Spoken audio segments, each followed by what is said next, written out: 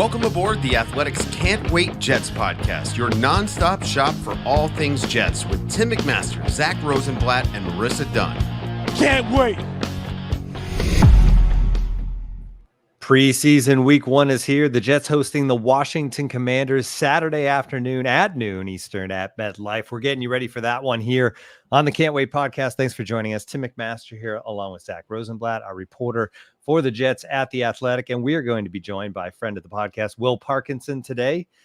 He's going to come on to talk about Saturday's game coming up. No Marissa again today. Before we get to Will, though, Zack, you were out at practice today for the joint practices, which we're going to get a lot of this year. Pretty much every one of these preseason games is going to come with the joint practices, which I think some people like, some people don't like. I believe you're a fan of the joint practices, but first things first, have you dried off yet? My God, it was raining so hard out there. And it was, yesterday was practice. Wednesday was canceled due to inclement weather. It was already going to be a light practice anyway, which I'm sure is a factor there.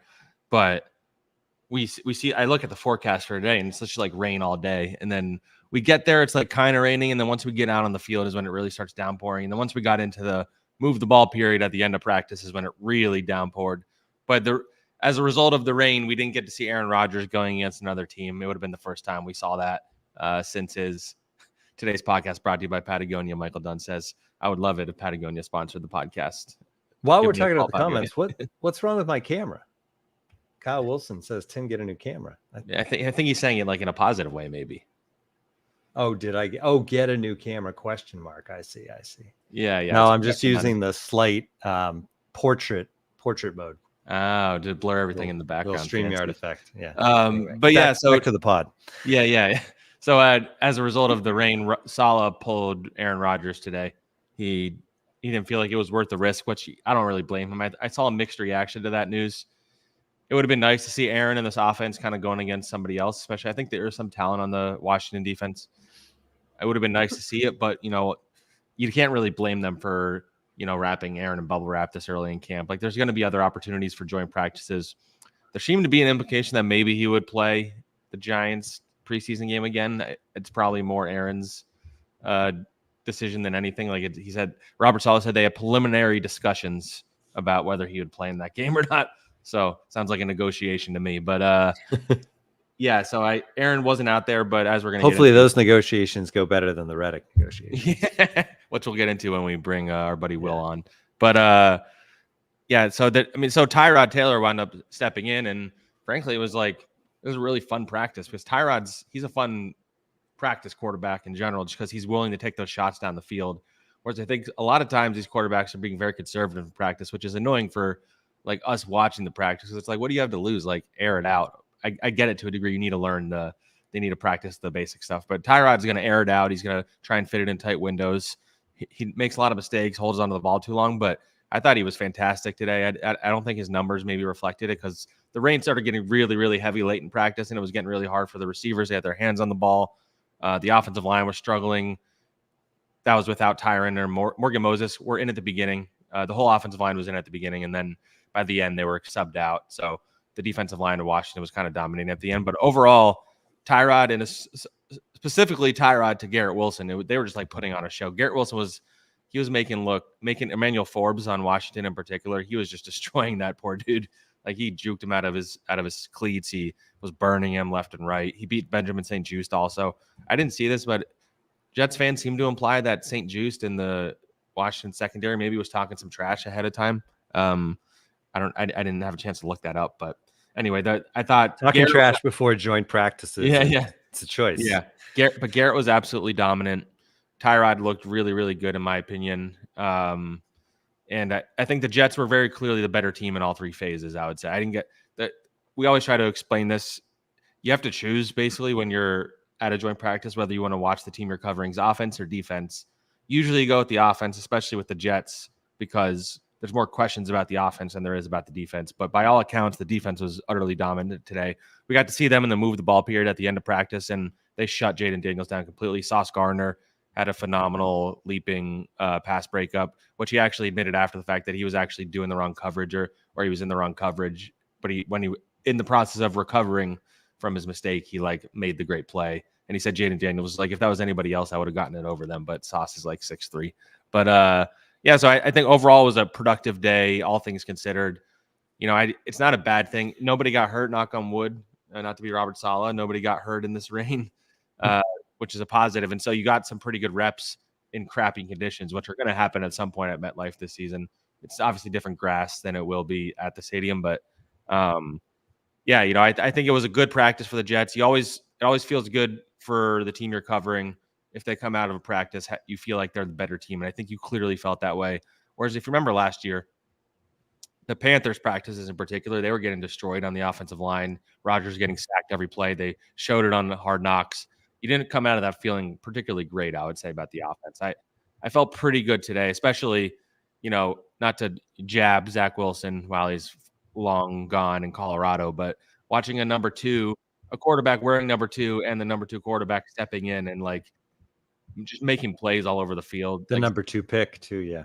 Zack had moments, but Tyrod looked better today than I thought Zack had any point in training camp when I covered them. So it's I walked out of camp today feeling much better about, if Aaron Rodgers hypothetically had to miss a few games. Again, this is just one joint practice, not overdoing it. And Tyrod's a backup for a reason, but I was very impressed with Tyrod Taylor today, I would say. And he's just a veteran.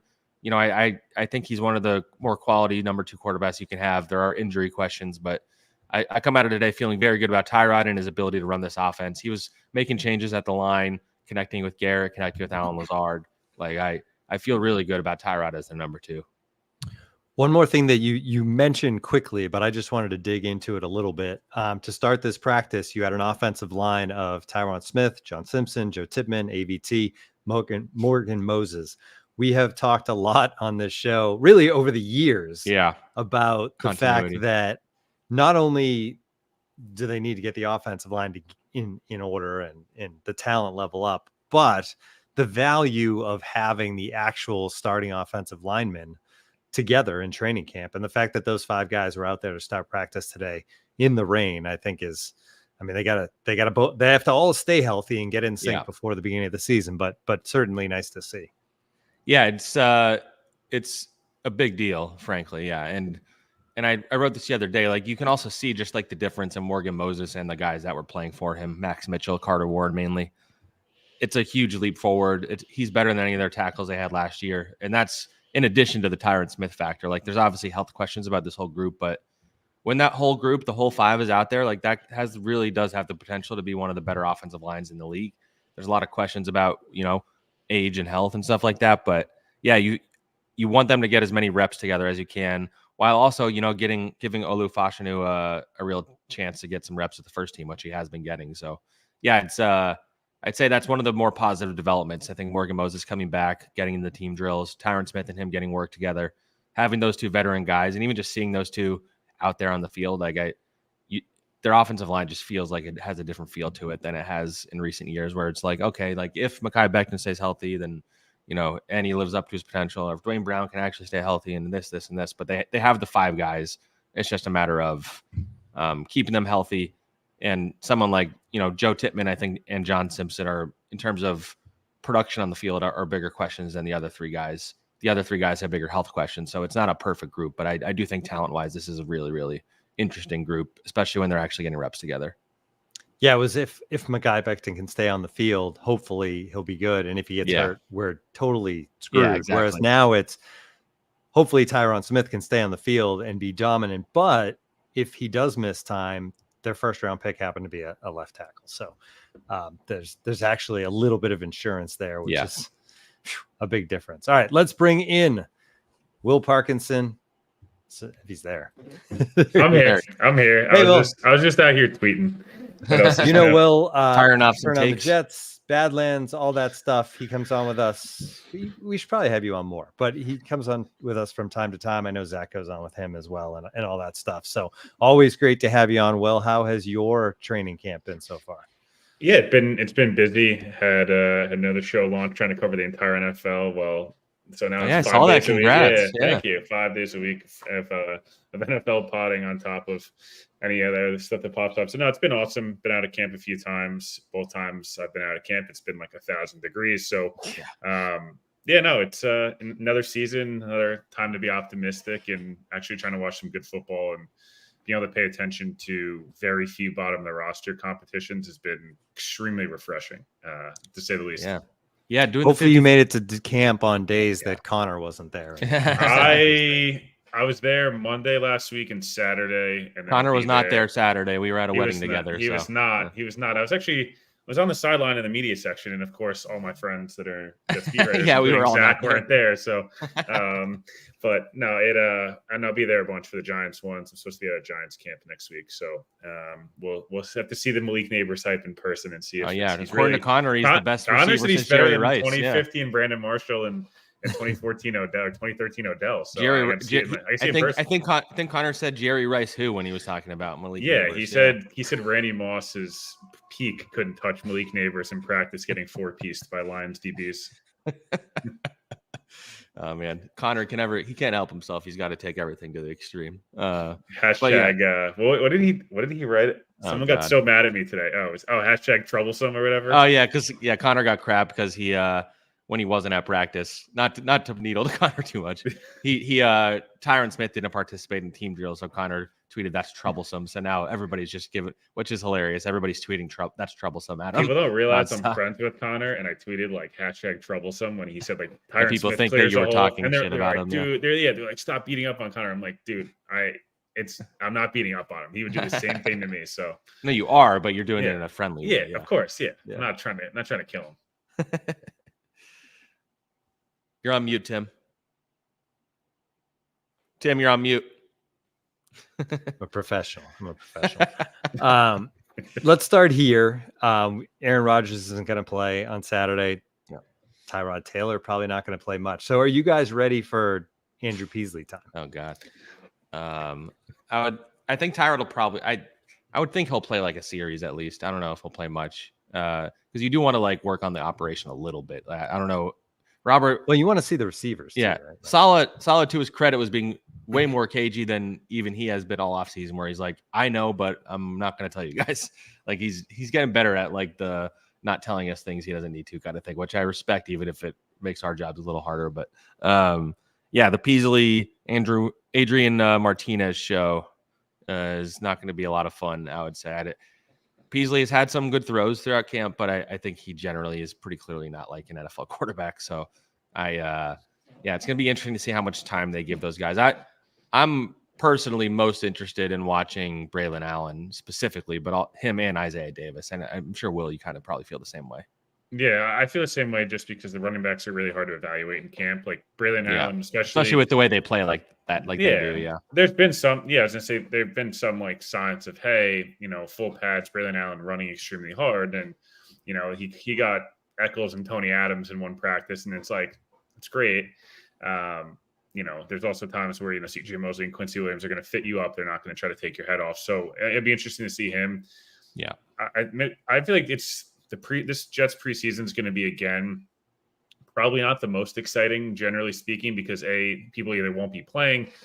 The reps they do play will be very limited. But there is guys like, I want to see what Olu looks like. I want to see Malachi Corley against second and third string DBs, where he should be able to not only look good, but very impressive, where fans are like, get him in the lineup sooner. Will McDonald should be playing quite a bit. Now, do I think he needs to be playing the fourth quarter like Bryce helped us last year of the Hall of Fame game? No, probably not, especially until they get this Reddick deal done, because until that happens, like Will McDonald's going to have to play a lot more and be more contributor than I think he's probably ready for. But yeah, those are some of the young guys. Obviously, like there's a guy like Izzy. You mentioned the other two running backs. Like Izzy's in that weird spot where Joe Douglas does not like cutting bait with draft picks early. Specifically, we obviously know he held on to Zack and Denzel Mims and these guys way too long. Izzy was still he's still the top 150 pick in the draft. It's not like he was, even a Jaden Key who's at a stacked kind of a position group it's going to be really difficult to make the team. Izzy has a shot to make the team, and especially with Tariq Cohen retiring, which I never thought he was going to make the team, but people were excited about Tariq Cohen for some senses. Like, can Izzy take a kick return 50, 60 yards and go, hey, I can grab this position group, or make a couple of nice runs? He had a nice preseason last year, him and McDonald, and then both guys really were disappointing, I thought, throughout the year. So those are the guys. And then, like I mentioned, Olu, like, can you just get 2 good series out of Olu and then honestly get him in bubble wrap too? Because as much as Tyron Smith looks awesome, we know he's probably going to play 12 games ish, and Olu's going to have to start and play. So you can't risk him too much. Zach, you had your latest 53-man kind of update this week. You had Izzy out. What do you think he has to do to find his way onto the roster? I mean, he's in a fight to make the roster now. If you just base it on reps, I would say he's not in a great place because he hasn't gotten a single rep, I don't believe, with Aaron Rodgers, and they rotate. I mean, Brees and Braylon and even Isaiah Davis are going to get most of those reps, but like Will said, like Izzy was a top 150 pick. They were pretty high on him a year ago. They didn't trust him in protection, and so he really didn't play until the very end of the season when the season was already long over. And that's always a bad sign. And that just means the coaches don't trust a guy. And so you come into this offseason and he's still not really getting the reps that you would hope he'd be getting in his second year ahead of these rookies. So the preseason, I'm not like ready to say he's off the roster because as of right now, I would say they only have 3 running backs that are locks. And so that is pretty low for a team that does want to run the ball a lot. But I don't know that Izzy, Xavier Valade, or the guy they just signed, Deion Jackson, I don't know if any of them like move the needle necessarily. So Izzy's going to have a chance to fight his way into the roster if he can play well in the preseason. Like Will said, the return game in particular would be a good way for him to make it. Because he's not going to get reps as like a running back in reality this season unless there's injuries. So if he can make some plays with the ball in his hands, whether that's returning or running the ball, I think that would be huge for him. He has like a unique skill set. That's what's so frustrating. Like he's the one burner they have. Yep, for sure. I mean, outside of he's probably the fastest guy in the offense, like 40 time wide. He's a 4.25 guy. Like they don't really have that. I know Sal talks about Xavier Gibson being like his number one trait is speed. I would say he's more quick than fast. Yeah, at least from what I've witnessed. Like Izzy's not super quick. He's just like straight line if he can get out and go. And it'd be nice to just if he could figure out a way to make this team, because having even 2 or 3 plays a game where you can go, can we just get him in space for 2 seconds and get him like ahead of steam, and maybe he breaks one. It's like, I don't know. I just think back to like Joe McKnight, and I know they're very different players and all that different stuff. But like Joe McKnight's role kind of became like he was just extremely fast and could make 1 or 2 guys miss on kickoff return, and like became a really exciting returner for the Jets when they kind of needed to break a couple games. I think back to that Houston game on Monday Night Football. Can he figure out a way to make this team? Because it'd be really nice to not have to cut bait. That draft class last year, Erdy is not the prettiest, and I don't want to have the same conversation about 2023 that we did 2020 2020, right? That's the that was the Makai one. Yeah, it was an ugly one. Yeah, but just from the chat here, Zach, Michael Dunn mentioned it. Did they practice kickoffs at all? Like the new ones? They did. It wasn't like an intense thing where they were like figuring out where the return landed or anything, but they were practicing them. I get the sense just from like talking to people that I don't know that any teams are going to like show their hand on how they plan to approach it in the preseason. I think it's going to be very bland. And then when the season gets there, teams will maybe start experimenting more because I think everybody's kind of like wait and see right now. It is pretty fascinating though. That's why I think teams are going to need more than one returner they trust because there's going to be so many returns. I mean, Xavier Gibson was out for like 2 weeks. And so they were giving a lot of guys reps. And even a guy like Braylon Allen, who's not the traditional kind of returner in this new like style, like he might have a chance to get some reps back there. Isaiah Davis. I'm curious who takes the like second returner role other than Xavier Gibson, or if they throw Brees back there at any point this season. I think that'd be. I mean, it's risky, obviously, but you want your best playmakers back there. So that I'm very intrigued by that. And Malachi Corley is another one. I think he could be this new return rules could be tailor made for him. And to circle back, like Will mentioned, like being curious to watch him in the preseason. Just quickly on Malachi, like he's made some plays in camp, but though his playing style is tailor made, like more than any receiver I've ever covered is tailor made for like tackle football. So like I think coaches have been very like pump the brakes with him. Like we want him to learn how to run routes and blah, blah, blah, all that stuff. But if he can go out there and just show his skills after the catch, breaking tackles and stuff like that, I think that's something that's near or at the top of the list of things that I'm most curious about how it looks in the preseason. Because Malachi, I think, has had a little bit of a learning curve coming from small school football to the Jets. But if he can go out there and break some tackles against Washington this week, Carolina next week, I think that would go a long way toward him. If not like pushing Xavier Gibson for the slot receiver role right away, then eventually taking it from him. This definitely is the preseason you want to see as a fan, right? It's like, all right, we're just talking about the guys that may or may not make the roster, and everything else is looking pretty good. It's definitely a good place to be. Let's shift things to just some other overall topics, including the big one. Let's get there next. Hassan Reddick still not in camp. Zach, you had a tweet today, and you can give kind of more context to this, but potentially if he misses a preseason game, he could be fined a regular season week's pay, which would be $791,000. Can you kind of just explain? Zach and Tim, you want to split that between the three of us? So I'm saying I'll just take like a very small percentage of that. Like I don't need the whole thing. Just give me a little bit. I have a wedding to plan. So, but yeah. So by the letter of the law in the CBA, and somebody threw some water on this earlier, so I'm trying to like double circle back and double check it. But basically, if you're a guy who signed a contract as an unrestricted free agent, you're subject to being fined like a full game check. Whereas a guy like CeeDee Lamb, who's holding out, is on his rookie contract, and rookies, that's not a mandatory fine. So there's maybe some language that because the Eagles, I think, restructured his contract at some point and like moved some things around, that maybe he won't be getting fined that game check. But at the end of the day, he's still getting fined at minimum $50,000 per day. The Jets had the ability after the 6th day to fine him an additional $300K, which they seem to imply they were going to. And I think there's another stipulation that like they can fine him like 1% of his salary each day he's not here from here on out, kind of thing. I don't know if they're doing that either. But the point being, like, he's already, if you remove whether he gets the game check or not on Saturday, he's pretty close to having given up $1 million in fines, with no indication he plans on coming anytime soon. By all accounts, the ball's in his court. He needs to decide that he's going to show up. And then when he shows up, maybe they'd negotiate. I don't know that the way this has been handled has really made the organization feel amazing. They're doing a good job of not letting it be a distraction, I'll say. Like in another Jets year, this probably would have been a much bigger story. Maybe if it was a different position, like a quarterback or a wide receiver or something. But I wasn't following the Jets closely, but the Revis one was like all anybody was talking about when that happened. It was a whole thing on a Hard Knocks back in the day. So I will give them credit for that and for standing their ground. Right now, I just think Hassan Reddick, and I do think this is coming more from like him and his people than necessarily the team or even agent or whatever. I think this is him just feeling like he wants to get what he deserves at all costs. And I don't know if he's accomplished what he hoped he has. And at this point, what he's doing, and look, I get it. Like, I don't think a lot of people, his teammates, like blame him or anything necessarily because he wants more money. He's one of the best pass rushers. But like what he's doing, he's putting a target on his back now to where he does come back. He has the fans like ready to pounce on him if he doesn't play well, if he gets hurt, or if he shows up out of shape. They're going to be ready. Like, he needs to be great every week. If he comes back and gets all this money, and then if he doesn't perform, like, that's an extra layer of pressure. And maybe that doesn't matter to him. He's a pretty talented guy, but I just think he's putting a lot of negative energy toward himself, and he hasn't really gotten to know his teammates at all. By all accounts, he hasn't really talked to any of them or most of them. His coaches, it's been pretty limited communication.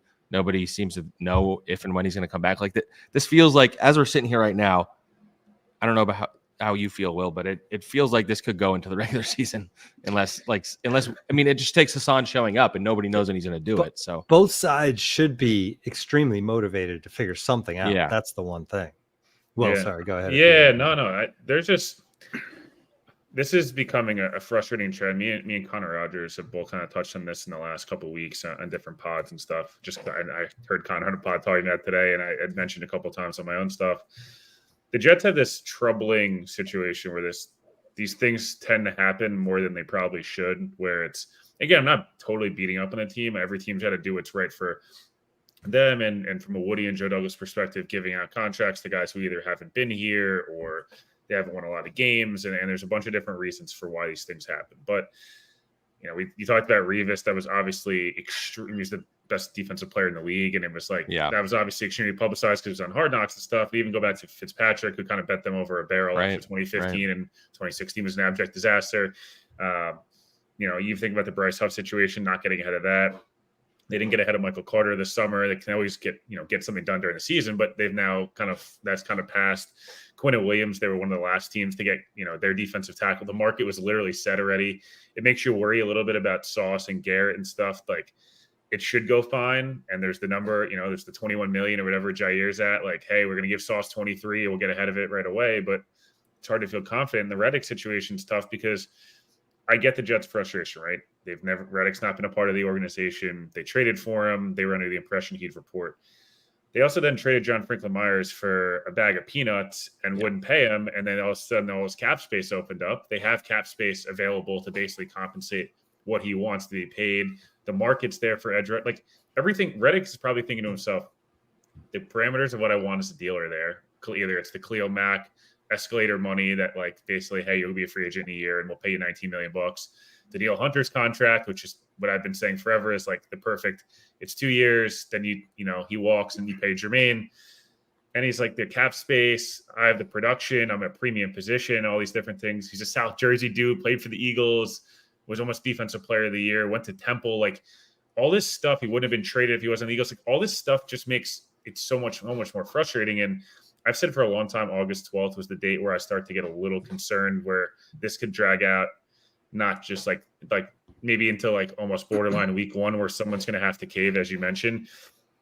The Jets have a really difficult opponent week one, and I know they could probably get away without Reddick against Tennessee and maybe get away with Reddick against New England and Denver and Minnesota. But like at some point, you're going to need him full throttle if you want to go win a Super Bowl. And running the risk, Nick Bosa was the defensive player of the year and held out, and he got all his money, but he didn't get paid till I think September 5th last year.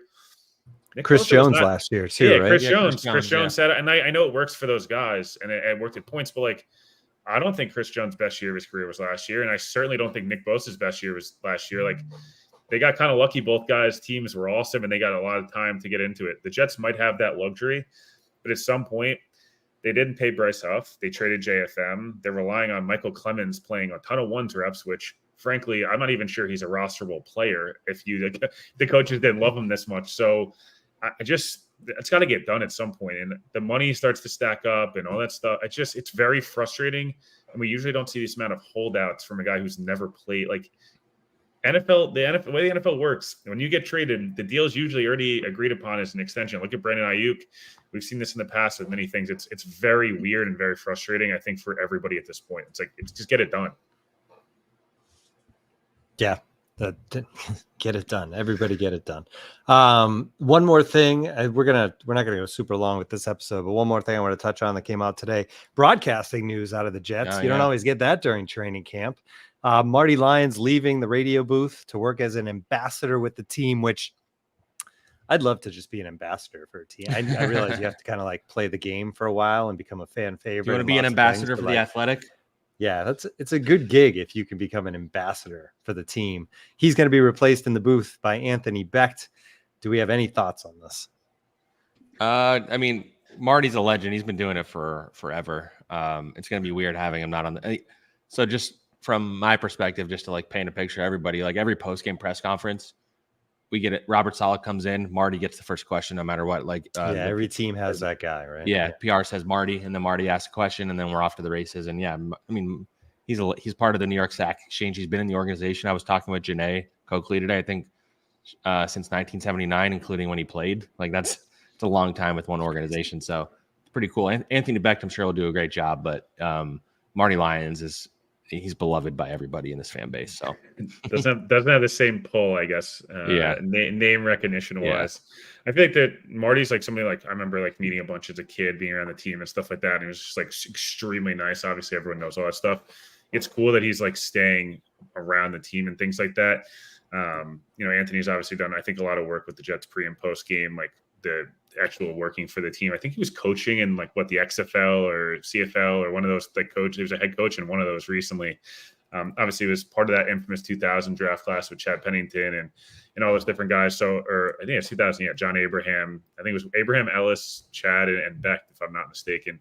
Good for him. Like that's awesome. That'll be an awesome gig. Bob's obviously an absolute animal, and has elite level energy. So I think anybody paired with him, he's one of those guys that feels like no matter who he's with, especially on the radio, just is going to bring like A+ level commentary, for lack of a better term. So anybody with him, you'd kind of have to really suck at your job to not be good. A long time, Bob, So Bob is the best. Yeah, he's awesome. And like, I don't know. I saw someone clip a Garrett Wilson Rodgers video of like his commentary over a training camp highlight, and I was like, that was pretty cool, man. I know it doesn't matter, but that was pretty cool. Nice.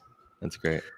All right, that's going to do it. Any last thoughts before we say goodbye from either of you guys? Yeah, no, I mean, we'll come back with another one at some point next week. We should have some news pretty soon. I know we keep teasing it, but yeah, we'll come back after the game. Not exactly after the game, but we'll recap some of the stuff from the game and practice next week. They got joint practices with Carolina next Thursday, and then joint practice with the Giants the week after that. So yeah, looking forward to next week. And Mike Williams is back. We didn't really cover it. Oh yeah, we didn't even touch on Mike Williams. Just real quick. Yeah, he's back at practice. He's only doing individuals and some routes on air and walkthrough. I think everybody keeps emphasizing that he's way ahead of schedule. So that's a very positive thing, because I was getting pretty skeptical about his ability to contribute at the beginning of the season. So if he can get to team drills in the next couple of weeks, you'll feel a lot better about what he can bring. Because I think as training camp has gone on, I think I've realized how much more important he is to this team already. Because I don't know that I trust Lazard, Gibson, Corley, Brownlee to like really step up next to Garrett Wilson. So you kind of need Mike out there. Yeah, I see Mike Williams out there. When I saw him last week in person, I was like, he's not doing a lot, man. Like, I'm like, yeah, damn, like this might be a week 4 situation type of thing. And then, and then I think back, he got cleared a week earlier than Brees did last year, and Brees was able to play week 1. Different spots, but Mike Williams is a guy that plays 150% every single snap. That's why he ends up banged up every week. But if they can get anything out of Mike Williams early in the year, and Alan Lazard, I tweeted this before, if you get anything out of Mike Williams and back of the baseball card, for lack of a better term, Alan Lazard, which is a 50 catch, 600 yard, 6 or 7 touchdown receiver, like, I'm not asking you to get that from Lazard. I'm just saying if he can be anything close to that, it's just a respectable number 3, and Mike Williams can at least be a decoy, respectable number 2, and take advantage of some one-on-one matchups. Now, Conklin's one-on-one all the time with usually probably the slowest linebacker, and Garrett's, going to just do what Garrett does. Obviously, had an amazing day. So, yeah, they kind of need Mike Williams, and I know we talk about Devontae so much, but like, I think sometimes people we kind of all were like, oh, they don't really need a receiver, and then you go to camp and you're like, damn, Malik Taylor's out, and now we're running with an Irv Charles 1 reps. Like, I don't know, man. It gets a little dicey. Yeah. So definitely that. And as Zach mentioned, there's a lot of exciting stuff kind of coming up here. At least we're getting into real football here. We don't have to exactly prognosticate around Aaron Rodgers VP debate stuff. Will, you want to plug the new pod? Yeah. So All 32 pod, me and Mike Giardi, NFL Network. He works up at I've been covering the Patriots for like 25 years. We're covering. Yeah, he used to be in local sports in Boston. Yeah. He's doing some radio stuff now, and we're doing that. I think he's got a bunch of whatever stuff going on. But yeah, we got covering all 32 teams, and then got TOJ Pod twice a week and Badlands once a week. So packed full. And if you ever don't want to get sick of my voice, there's plenty of ways to hear and see my face made for radio. Awesome. All right. Well, thank you, Will. Thanks, Will. Zach, always thanks. And we will be, like Zach said, back next week with more on the Can't Wait podcast.